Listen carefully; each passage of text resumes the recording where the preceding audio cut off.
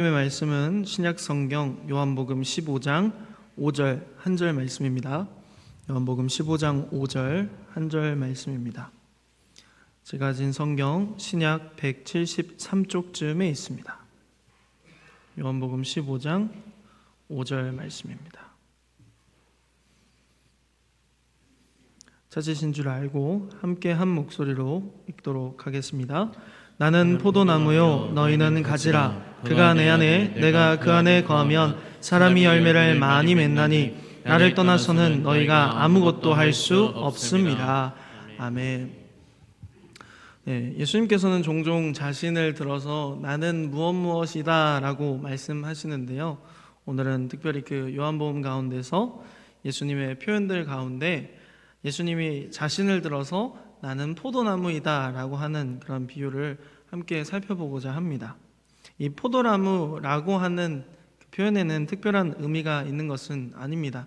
그냥 그 근동 지방에서 가장 대표적인 작물이었고 또 이스라엘 사람들에게 가장 친숙한 작물이 포도였기 때문에 예수님께서는 자신을 포도나무다라고 그렇게 비유하셨습니다.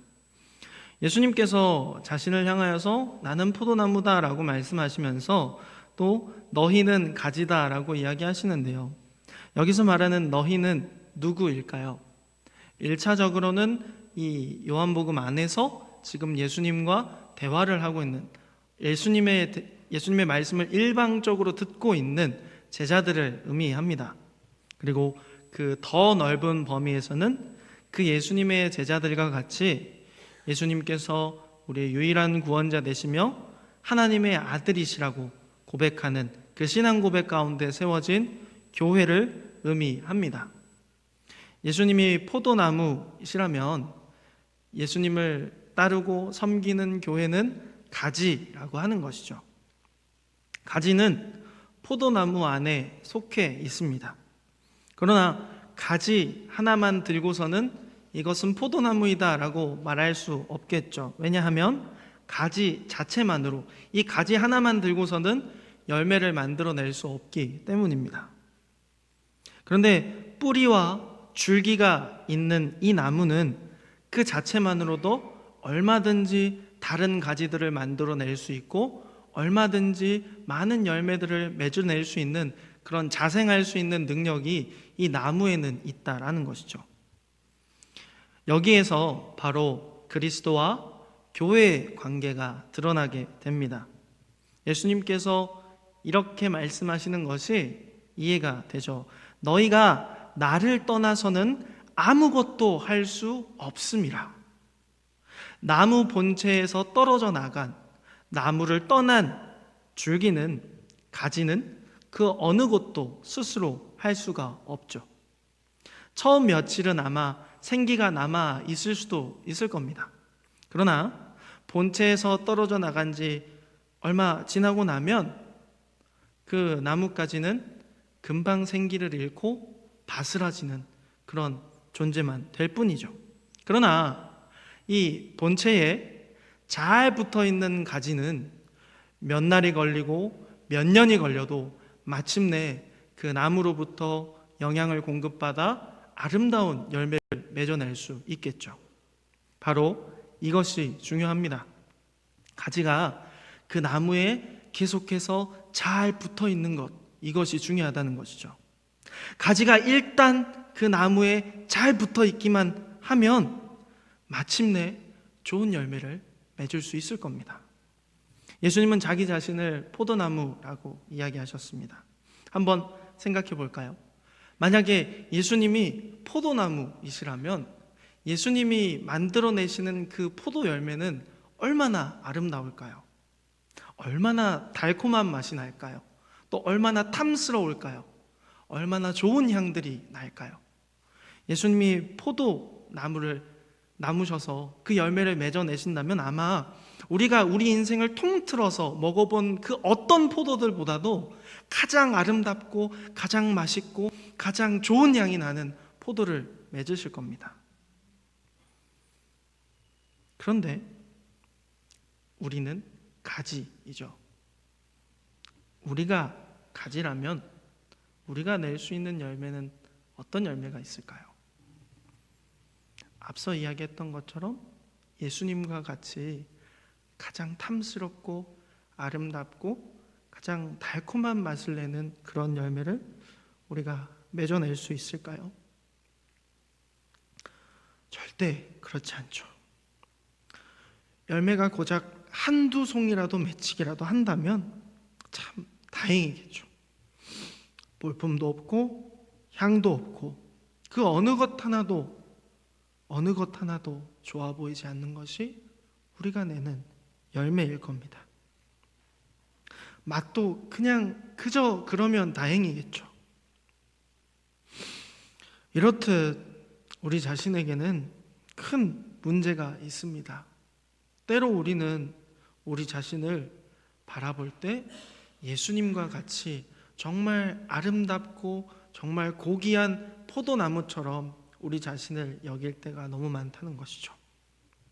우리 자신을 우리 스스로가 너무 과대평가할 때가 많다라는 것입니다. 예를 한번 들어볼까요? 우리 자신에게 어떤 한 지체가 조언을 구하기 위해서 상담을 요청했다고 한번 생각해 봅시다. 그 지체가 나에게 상담을 요청해서 지금 나에게 이런 문제가 있는데 혹시 내가 어떻게 하면 좋겠습니까? 라고 물어봤을 때 우리는 어떻게 생각할까요? 우리 자신이 절대적인 선의 기준인 것처럼 생각하지 않을까요? 난 이렇게 하니까 되던데 넌 왜 안 돼? 너 그거 잘못하고 있는 거야. 내가 이렇게 하니까 이런 방법들을 해보니까 되던데 너 나처럼 하면 돼. 우리 이렇게 이야기하지 않을까요? 조언을 구하는 그 사람에게 그렇게 살면 안 된다고, 그동안 잘못 살아왔다고, 마치 나는 잘하고 있는 것처럼, 나는 완벽한 것처럼 그렇게 확정 지어놓고 말하고 있지는 않나요?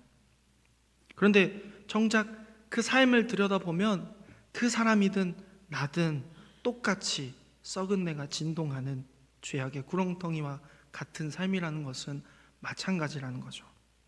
가진 것이 많고 적든 연로하든 혹은 연소하든 사람이라면 누구나 다 그런 존재라는 겁니다. 그런데 구원에 있어서는 더 심각한 문제들이 존재합니다. 마치 우리가 우리 자신을 볼 때 우리 자신을 예수님과 동일선상에 놓고 나는 당연히 구원받을 만한 사람이라는 전제가 우리 속에 깔려 있을 때가 너무 많다라는 것이죠. 그런데 어째서 예수님은 그 보배롭고 존귀하신 하나님의 아들께서 우리 자신에 거한다라고 이야기하실까요? 우리는 우리 자신을 돌아보면 그렇게 썩은 내가 나고 부족한 게 한두 가지가 아닌데 예수님이 우리 안에 거하신다라고 말씀하고 계실까요? 그 아름다운 포도나무에 볼품없는 나라는 가지를 왜 예수님은 꼭 붙들어 주셔서 그 가지의 열매를 많이 맺게 하신다 말씀하실까요?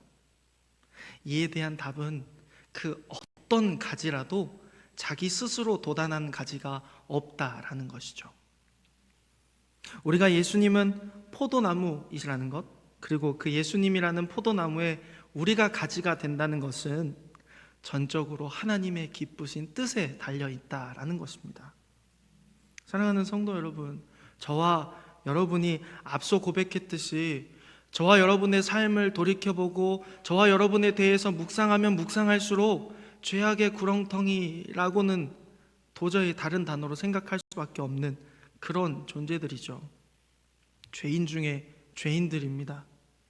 우리 속에 선한 것이 단 하나도 없고요, 단 한순간도 선하게 살 수 없는 극악무도한 흉악범 같은 자들이 저와 여러분이라는 거죠.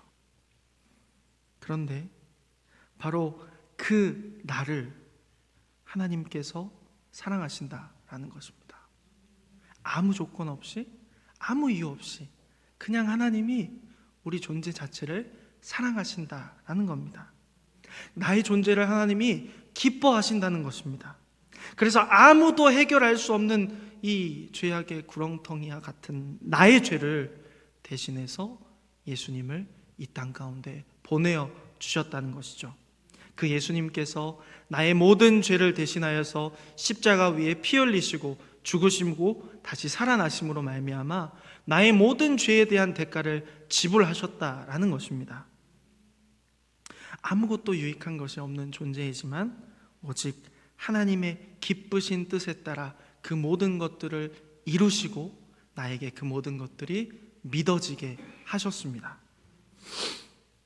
나는 죽어 마땅한 죄인이지만 하나님께서 나를 사랑하시기 때문에 예수님으로 말미암아 새 생명을 주신 것이죠. 그리고 이제 더 이상 죄악 가운데에서 먹고 마시며 즐기는 것이 아니라 사는 것도 죽는 것도 무엇이든지 다 예수님을 위해서 하게 하셨습니다.